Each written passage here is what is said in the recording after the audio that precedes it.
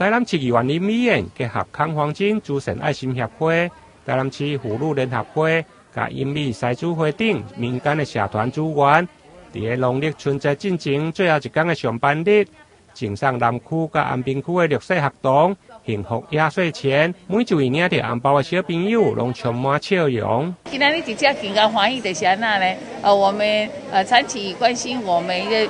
这些小朋友的康环金的理事长跟妇女联合会的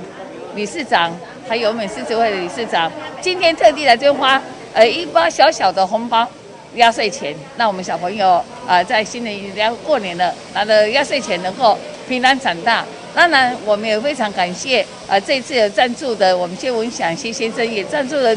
意面，让大家能够长寿大家能够身体健康用着喜悦的心，跟祝福我们所有的小朋友大家都能够平安健康长大。结合寒假中餐做动，现场除了发送红包压岁钱，甲营养午餐，另外嘛有善心人士薛文祥特别准备了关庙面甲意面等物资，结合大家慈善力量，希望帮助绿色学童会用平安幸福来过好年。台南新闻林根采访报道。